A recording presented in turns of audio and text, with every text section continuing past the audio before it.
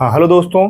मैं पवनेश पाठक, target with Rinku platform पर आप सभी लोगों का हार्दिक स्वागत अभिनंदन वंदन करता हूं। आज मैं हाजिर हूं एक नए टॉपिक के साथ। अव्यय अव्यय आप पढ़ेंगे। हिंदी का एक महत्वपूर्ण टॉपिक।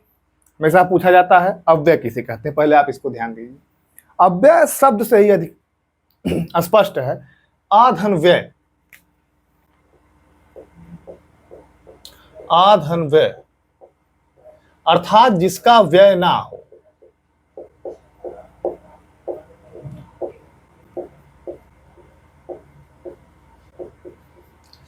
जिसका व्यय ना हो उसे हम अव्यय कहते हैं।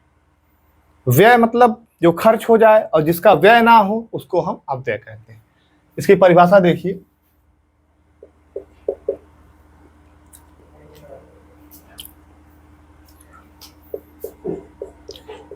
जिसमें लिंग, वचन,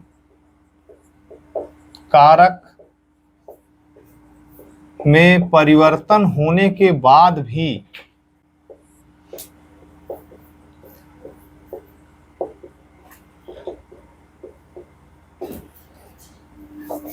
कोई परिवर्तन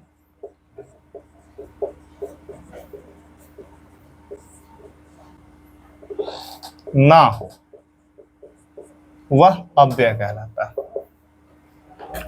अव्यय क्या है? लिंग, वचन, कारक में परिवर्तन होने के बाद भी कोई परिवर्तन जिसमें ना हो वह अव्यय कहलाता है। अव्यय शब्द से ही स्पष्ट है जिसका व्यय ना हो, अर्थात जिसमें कोई परिवर्तन ना हो, जो निश्चल एकदम स्थित प्रज्ञ रूप से वहीं पर विराजमान रहे, जिसमें कोई परिवर्तन ना हो, वह अव्यय है। व्यय मतलब खर्च होना, अव्यय मतलब ना खर्च होना, जिसका व्यय ना हो। एक एग्जांपल से आप समझेंगे। राम आज जागता रहा। यहां पर अव्यय क्या है? आज। राम आज जागता रहा में अव्यय क्या है? आज। अब देखिए दूसरा, देखिए सीता आज सीता आज जागती रही।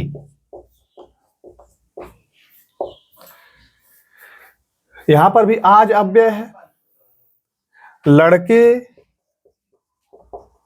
आज जागते रहे। ध्यान दीजिएगा, तीन वाक्य है, तीन जगह परिवर्तन है। यहां पर राम है तब भी आज है, सीता है तब भी आज है। यहां पर देखिए जागता है, जागती है, जागते है। तीनों जगह परिवर्तन है। यहां परिवर्तन, यहां परिवर्तन, यहां परिवर्तन, यहां। लेकिन आज जो है ये इसी तरह पड़ा है। तो आज क्या है? अव्यय। अब आप लोग समझ गए होंगे अव्यय क्या है। जिसमें लिंग, वचन, कारक पे परिवर्तन होने के बाद भी कोई परिवर्तन ना हो वह अव्यय है। अव्यय आप लोग समझ चुके होंगे। जिसमें लिंग, वचन, कारक में परिवर्तन होने के बाद भी कोई परिवर्तन ना हो वह अव्यय है। जैसे प्रस्तुत तीन वाक्यों में आज ज्यों का त्यों बना हुआ है। अब आप देखेंगे आगे।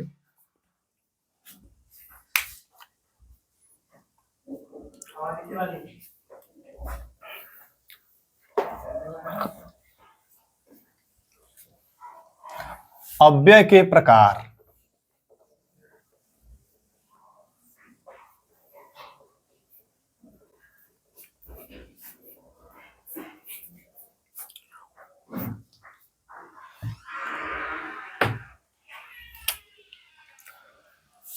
चार प्रकार के अव्यय होते हैं। कौन कौन से चार प्रकार?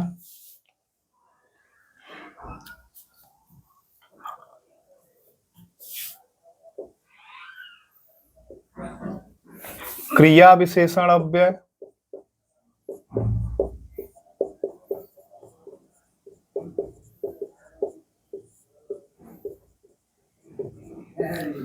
समुच्चय बोधक अव्यय,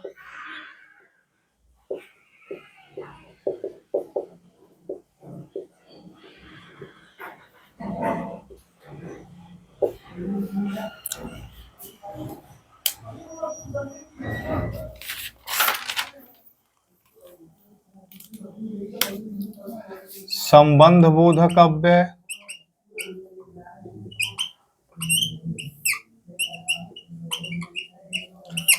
विस्मयादि बोधक अव्यय।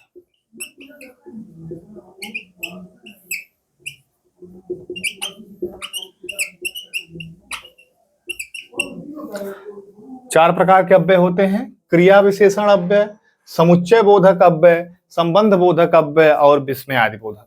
कभी कभार आपसे पूछा जाए अव्यय कितने प्रकार के होते हैं? चार प्रकार: क्रिया विशेषण अव्यय, समुच्चय बोधक अव्यय, संबंध बोधक अव्यय और विस्मयादि बोधक अव्यय। अब हम आप एक एक अव्यय का अध्ययन करेंगे।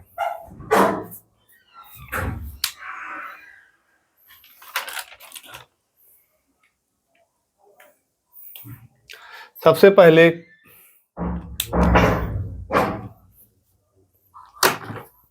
क्रिया विशेषण अव्यय।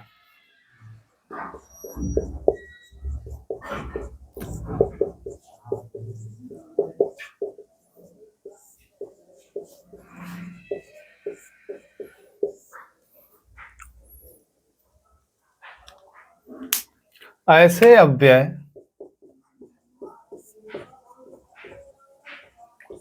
जो क्रिया की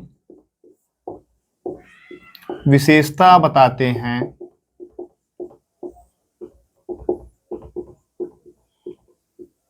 वे क्रिया विशेषण अव्यय कहलाते हैं। ऐसे अव्यय जो क्रिया की विशेषता बताते हैं वह क्रिया विशेषण अव्यय कहलाते हैं। जैसे एग्जांपल लीजिए,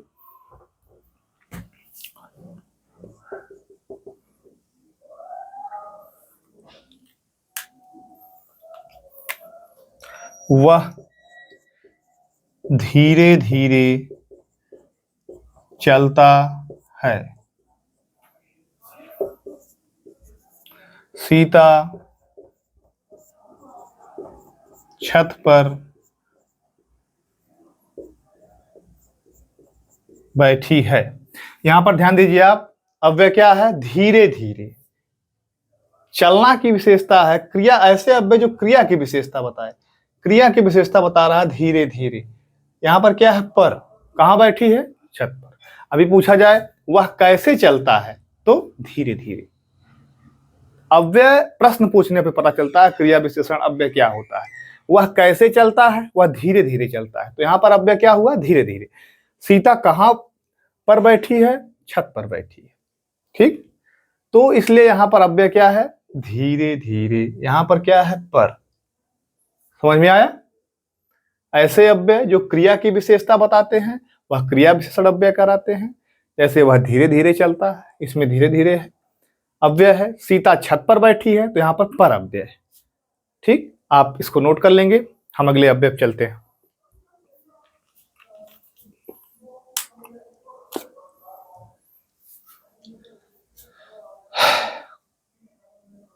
चलिए अगले पे चलते हैं।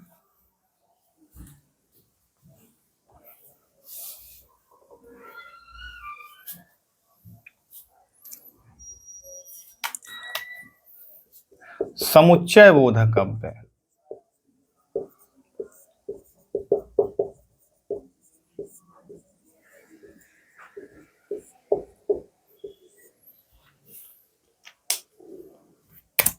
ऐसा अव्यय जिनसे दो वाक्यों को जोड़ा जाए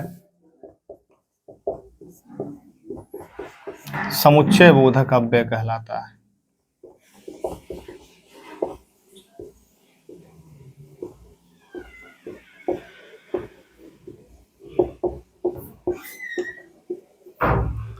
ऐसा अव्यय जिनसे दो वाक्यों को आपस में जोड़ा जाए, कंबाइन किया जाए, वह क्या कहलाता है? समुच्चय बोधक। जैसे आप एग्जांपल समझिए इसको।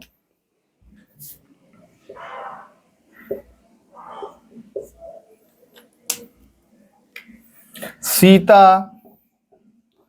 और गीता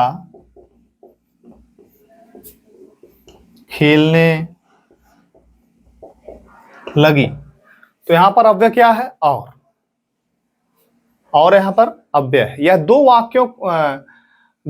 वाक्यों को आपस में जोड़ रहा है, सीता और गीता, दो लोगों को आपस में जोड़ रहा है, तो यह क्या हो गया? समुच्चय बोधक अव्यय। अगला एग्जाम्पल देखिए, तुम मेरी मदद कर सको तो बड़ा उपकार होगा। यहां पर देखिए दो वाक्य को क्या जोड़ रहा? तो क्या है? समुच्चय बोधक अव्यय। तुम मेरी मदद कर सको तो बड़ा उपकार होगा। सीता और गीता खेलने लगी। आप समझ गए समुच्चय बोधक अव्यय क्या है? जहां पर दो वाक्यों को आपस में जोड़ा जाए या दो व्यक्तियों को आपस में कंबाइन किया जाए, वहां पर क्या होता है? समुच्चय बोधक अव्यय। सीता और गीता खेलने लगी तो क्या हो गया? समुच्चय बोधक अव्यय। तुम मेरी मदद कर सके तो बड़ा उपकार होगा, तो यहां पर तो क्या है? दो वाक्यों को आपस में कंबाइन कर रहा है, जोड़ रहा है, तो यह समुच्चय बोधक अव्यय होगा। आगे चलते हैं,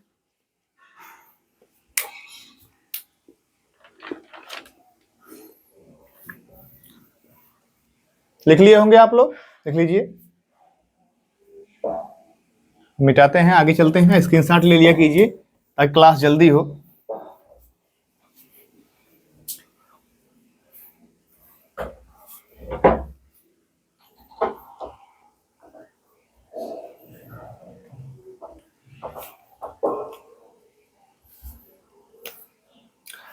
तीसरा है संबंध बोध।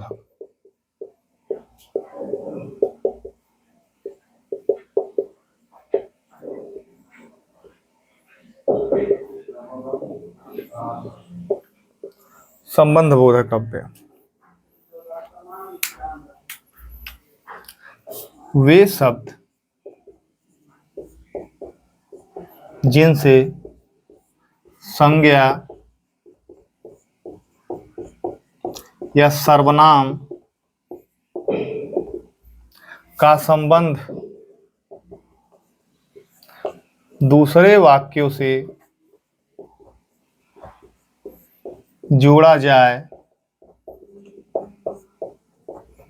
वहां संबंध बोधक अव्यय होता है। संबंध बोधक अव्यय क्या होता है? वे शब्द जिनसे संज्ञा या सर्वनाम का संबंध दूसरे वाक्यों से जोड़ा जाए।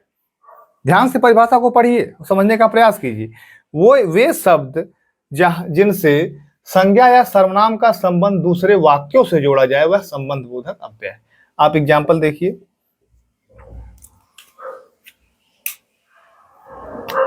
मैं रात भर जागता रहा। मैं दोस्तों के साथ घूमने गया। अब यहां पर देखिए क्या अव्यय? एक भर है और एक साथ। मैं रात भर जागता रहा, तो भर क्या है? इस दोनों तरफ को जोड़ रहा है आपस में। संज्ञा या सर्वनाम का संबंध दूसरे वाक्यों से जोड़ा जाए। मैं दोस्तों के साथ घूमने गया, तो साथ क्या है? दोस्तों के साथ घूमने गया। यह एक दूसरे को आपस में कनेक्ट कर रहा है, संज्ञा या सर्वनाम का संबंध स्थापित कर रहा है। तो इन दोनों एग्जाम्पलों से स्पष्ट है कि संबंध बोधक अव्यय क्या है? रात भर के साथ, इसमें कुछ विशेष शब्द होते हैं जिसको आप लिख सकते हैं। रुकिए, इसको पहले मिटा देते हैं। तो विशेष शब्द जो प्रायः इसमें प्रयोग किए जाते हैं,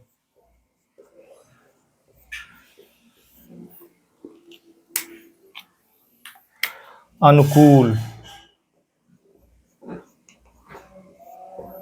अनुसार, आगे, आसपास, भर, साथ आदि। ये जो कुछ शब्द होते हैं ये प्रायः संबंध बोधक अव्यय में प्रयोग किए जाते हैं। अनुकूल, अनुसार, आगे, आसपास, भर, साथ। तो ये सब जो शब्द हैं अगर कहीं पर भी आ जाएं, ऐसे शब्द चाहे जहां भी आ जाए, कहीं पर भी आ जाए, तो आप जान लीजिएगा वह संबंध बोधक अव्यय है। संबंध बोधक अव्यय वे शब्द जिनसे संज्ञा या सर्वनाम का संबंध दूसरे वाक्यों से जोड़ा जाए, जैसे मैं रात भर जागता रहा, मैं दोस्तों के साथ घूमने गया। इसमें कुछ विशेष शब्द होते हैं, अनुकूल, अनुसार, आगे, आसपास, भर, साथ आदि। अब आप अगले अव्यय लास्ट पे चलते हैं हम।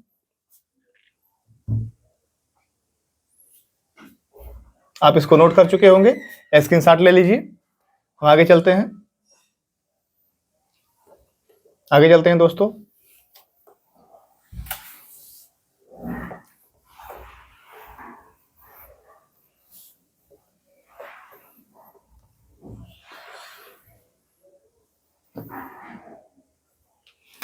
विस्मयादिबोधक अव्यय।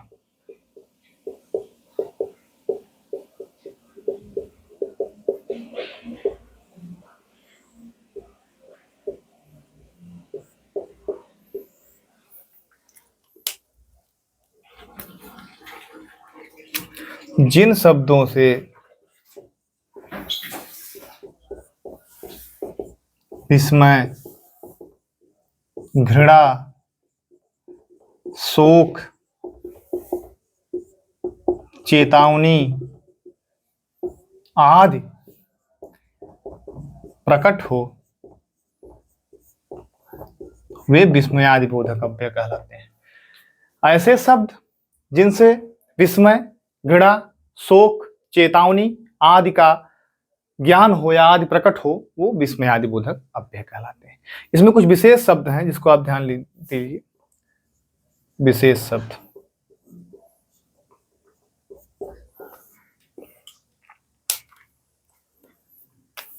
अरे, ओह, वाह, धिक, हाय हाय, ये सब जो शब्द हैं ये विस्मयादिबोधक है। एग्जाम्पल से आप समझिए,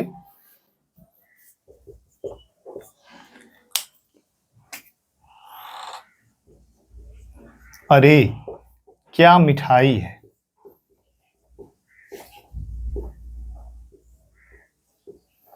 अब ध्यान दीजिए एग्जाम्पल से, अरे क्या मिठाई है। यहां पर हमें बताया जा रहा है कि मिठाई, मतलब मिठाई को देखकर एक विस्मय हो रहा है कि अरे क्या मिठाई है, मतलब इसको खाने के लिए दिल लालायित है, अरे क्या मिठाई है। तो ये शब्द जो है, अरे, ओह, वाह, धिक, हाय हाय, ये सब विस्मयादिबोधक अव्यय में आते हैं, मतलब ये विस्मय का बोध कराते हैं। दूसरे एग्जाम्पल को आप देख लीजिए, ओह, सीता के साथ बुरा हुआ।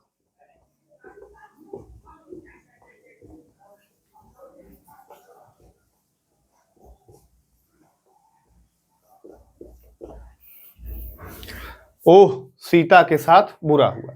यहां पर भी एक विस्मय हो रहा है कि ओह, सीता के साथ बुरा हुआ, सीता के साथ क्या नहीं होना चाहिए था। तो आप विस्मयादिबोधक में समझने का प्रयास कीजिए, जहां अरे, ओह, वाह, धिक, हाय हाय इत्यादि शब्द आए तो विस्मयादिबोधक अव्यय होते हैं। आप इसको स्क्रीनशॉट ले लेंगे और लिख लेंगे, और इसी के साथ अव्यय समाप्त हुआ। हम अगले दिन अगले टॉपिक के साथ आपसे मिलेंगे।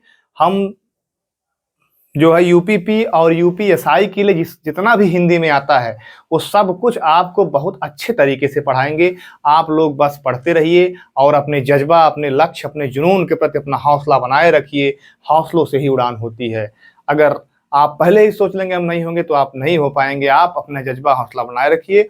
40 क्वेश्चन यदि हिंदी के आए तो आप 40 के 40 पूरा टच करके आइए, क्योंकि हिंदी को मैं इतना ट्रिकी रूप से पढ़ा रहा हूँ आपको कि हिंदी आप लोग पढ़ने के बाद हिंदी में कुछ बचेगा नहीं। 40 के 40 अटेम्प्ट करके आएंगे, सही करके आएंगे। चलते हैं दोस्तों, जय हिंद।